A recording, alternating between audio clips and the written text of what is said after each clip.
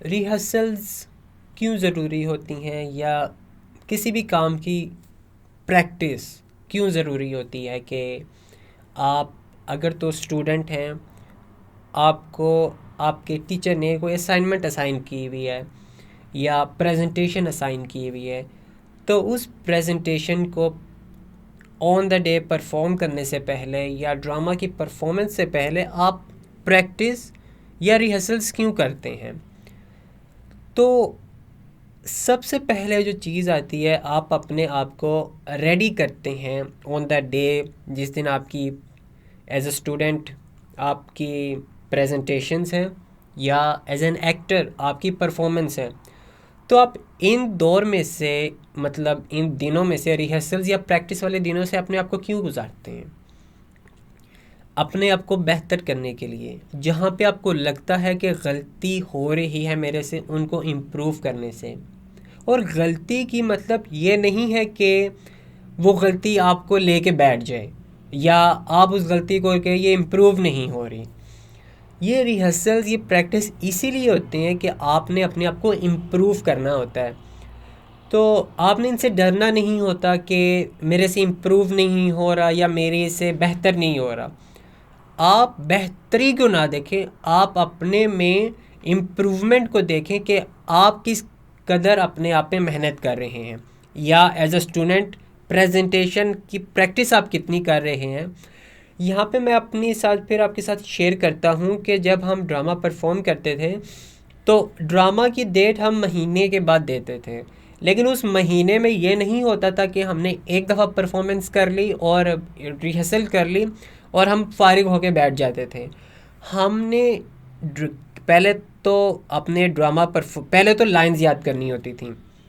जब हमने लाइंस याद कर ली, उस लाइन को हम कन्वर्सेशन में इंडल्ज करवाने से पहले हम उसकी प्रैक्टिस करते थे। क्या ये लाइंस लग रही हैं, स्पीच लग रही है, या वाकई ओरल स्पीकिंग लग रही है कि दो एक्टर आपस में बात कर रहे हैं।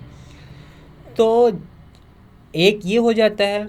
दूसरा आती है एक्टिंग और स्पीकिंग को आपस में परफॉर्मेंस करना इस तरीके से कि वो एक्टिंग भी ना लगे, दो ह्यूमन या दो ह्यूमंस आर आपस में बातचीत कर रहे हैं, वो इस तरीके से लगनी चाहिए थी। तो इनको करने के लिए हमें कम से कम 30 डेज़, 25 to 30 डेज़ वो हमें लगते थे। और उनका मतलब ये नहीं होता कि वो आपसे बेहतर नहीं हो रहा। इम्प्रूवमेंट या बेटरमेंट की हर जगह स्पेस होती है। तो रिहर्सल्स या प्रैक्टिस इसीलिए ज़रूरी होती है कि आप उस चीज़ को, आप जो भी कर रहे हैं, आप उस चीज़ को बेहतरी की तरफ लेके जाएं।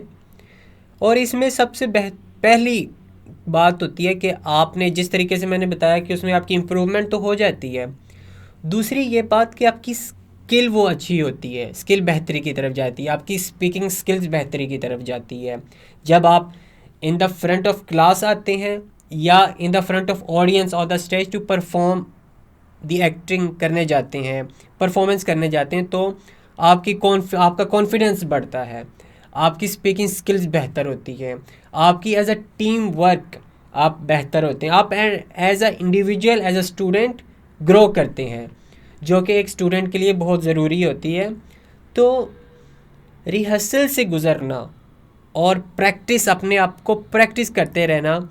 मैं यहाँ पे एक अगेन शेयर करता हूँ, जिस तरीके से मैंने बताया कि हम कैमरा लगाते थे, उस कैमरे के आगे हम उस कैमरे को एज अ ऑडियंस फील करते थे कि ऑडियंस बैठी है और हमें देख रही है, और हम परफॉर्म करते थे एक दिन में 2-3 दफ़ा उस कंप्लीट प्ले को।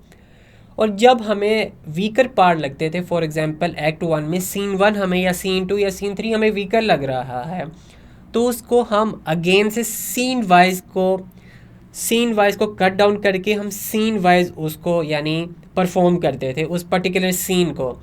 तो इस तरीके से सीन बाय सीन करके और एक्ट 1 हम पूरा परफॉर्म करते थे, या कोई भी प्ले है उसको प्रैक्टिस करते थे। तो बेहतरी हर जगह, जिस तरीके से मैंने बोला कि बेहतरी आपकी हर जगह ही होती है कि इस पॉइंट पे मैं क्या बेहतर कर सकता हूँ, इस प्रेजेंटेशन में मैं क्या बेहतर कर सकता हूँ एज अ स्टूडेंट के। क्योंकि जब आपने क्लास में प्रेजेंटेशन देनी होती है तब आपके जो सामने ऑडियंस, आपके स्टूडेंट्स जो बैठे हुए हैं, आपके क्लास फेलोज जो बैठे हुए हैं, उसमें आपका हर किस्म का क्लास फेलो होता है जिसको कभी कभी कुछ समझ नहीं आता, कुछ जल्दी समझ जाते हैं, कुछ जल्दी नहीं समझ पाते, तो आपको उनको भी समझाना होता है। तो आपने अपनी तैयारी उस तरीके से प्रेजेंटेशन की करनी होती है कि आपका हर क्लास फेलो समझ पाए। तो एज एन एक्टर भी आपको इस तरीके से अपनी परफॉर्मेंस करनी होती है, लाइंस याद करनी होती हैं, प्रोनाउंसिएशन अपनी इस तरीके से बेहतर करनी होती है रिहर्सल्स में, प्रैक्टिस के दौरान, कि आप अपना जो आपके पास जो नॉलेज है वो आप आगे आप शेयर कर सकें। एंड समहाउ अगेन मैं आपके साथ यही बात करूँगा कि हमने एक दफ़ा जो कैंटीन के जो लड़के होते थे, हमने उनके सामने भी परफॉर्म किया ड्रामा, इंग्लिश लैंग्वेज में परफॉर्म किया, तो उनको समझ आई। तो ये होता है समहाउ आपके पास कोई भी ऑडियंस हो, लेकिन पहले आप अपने आप को रिहर्सल्स, अपने आप को प्रैक्टिसेस में से गुजारें, उस प्रैक्टिस में आपको अपने आप को इतना इम्प्रूव करें, इतना बेटर करें अपने आप को कि आप किसी को भी समझा सकें। ये ना करें कि मेरे से गलत हो गया, मेरे से नहीं हो पाएगा, या मैं नहीं कर सकता। माइंड में ये बातें आती हैं, आपको जो है ना एक नेगेटिव किस्म का स्टॉर्म आपको हिट करता रहेगा, बंदों की तरफ से या अपने माइंड की तरफ से, लेकिन आपने उसको एक बैरियर में रखना है कि नहीं, कि you can do it and you are the one who would do it. और आपको करना है, अपने आप को रिहर्सल्स में से गुजारना है, प्रैक्टिस में से गुजारना है, to make your improvement, to make yourself groom as a personal, as a individuals.